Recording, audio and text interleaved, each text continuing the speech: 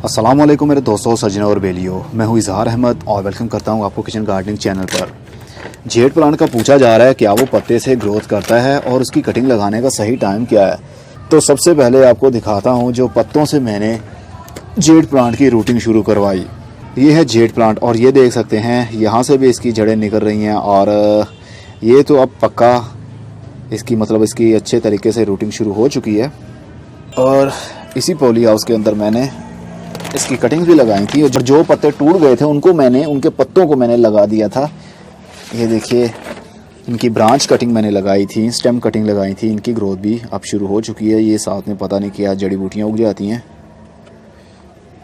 तो ये हैं वो सारे पौधे जो मैंने कटिंग से ही ग्रो किए। आज से करीब 4 साल या 3 साल पहले मैंने एक पौधा नर्सरी से लिया था और एक पौधे से मैंने कितने सारे पौधे बनाए। बहुत सारे पौधे बेचे भी और बहुत सारे पौधे मर भी गए और बहुत सारे पौधे अभी भी मेरे पास हैं। तो ये बताने का मकसद ये है कि ये बहुत ही आसानी से उग जाते हैं। इनकी कटिंग किसी भी मौसम में लगा सकते हैं, सर्दी हो, गर्मी हो, बाहर के मौसम हो या फिर पतझड़ का मौसम हो, किसी भी मौसम में इसकी कटिंग आसानी से लगा सकते हैं। और एक को देखिए, बोनसाई बनाने के लिए मैं ट्रेन भी कर रहा हूँ। और ये देखिए, ये पौधा था जिससे मैंने काट कर ये सारे पौधे अभी तक बनाए हैं।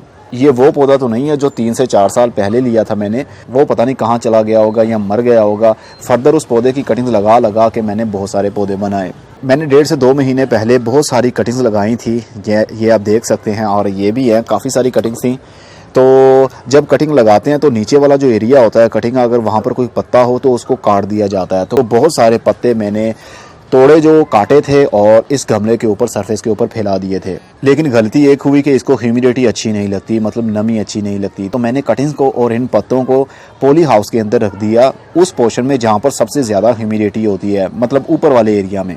तो पत्ते जो थे करीब गल गए सारे, लेकिन कुछ की ग्रोथ अभी शुरू हो चुकी है। ये देख सकते हैं आप, ये पत्ता, इसकी रूट मिट्टी के अंदर जा रही है। अब इसकी शूटिंग भी यहीं से शुरू हो जाएगी। लेकिन इसका मौसम कोई भी नहीं है, कभी भी आप इनकी कटिंग लगा सकते हैं। 1 इंच की कटिंग लगाइए या फिर 5 इंच की कटिंग लगाएं, ये आसानी से ग्रोथ शुरू कर लेती है। लेकिन इनको बहुत ही कम पानी की ज़रूरत होती है। इवन की कटिंग आप लगा रहे हैं तो जब कटिंग की जो मिट्टी है वो जब कंप्लीट ड्राई हो, ऊपर सरफेस एरिया आपको ड्राई लगे, तभी आप हल्का सा उसको पानी दें। बहुत ज़्यादा और हर वक्त पानी देने की वजह से, या मॉइस्चर रहने की वजह से इनकी ग्रोथ रुक जाती है और ये गल जाते हैं। सैक्यूलेंट कोई सा भी पौधा हो, उसको हाई ह्यूमिडिटी बहुत ही बुरी लगती है, वो गल जाते हैं। तो जेड प्लांट भी एक सैक्यूलेंट पौधा है, इसलिए इसको भी ह्यूमिडिटी अच्छी नहीं लगती, बल्कि इसको खुश्क हवा, खुश्क गर्मी अच्छी लगती है।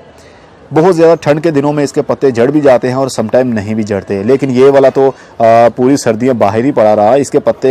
इनके पत्तों का रंग थोड़ा सा फेड हुआ है, फीके हुए हैं, लेकिन जड़े नहीं हैं।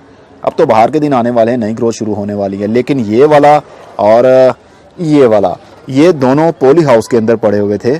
जब ये गलना शुरू हुए थे, मतलब ये पत्ते गलना शुरू हुए, तो मैंने जहाँ पर बहुत ज़्यादा ह्यूमिडिटी होती है ऊपर वाले पोर्शन से उठाया और सबसे पॉली हाउस के नीचे वाले पोर्शन में इसको रख दिया। वहाँ पर ह्यूमिडिटी बहुत ही कम होती है लेकिन हीट रहती है, तो इसको वैसे भी हीट पसंद है। और ये देखिए, इसके पत्ते अभी तक ग्रीन हैं और देखने पर काफ़ी खूबसूरत लगते हैं।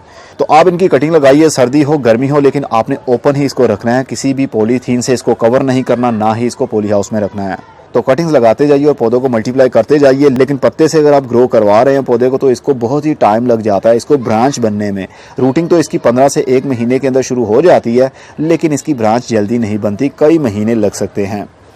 इसलिए कटिंग आप लगाइए, ब्रांच कटिंग लगाइए, टहनियाँ काट कर इनकी लगाते जाइए, पौधों को बनाते जाइए। अब मैं चलता हूँ, खुदा हाफिज़, good bye, see you and tata, और अपना बहुत सा ख्याल रखिएगा।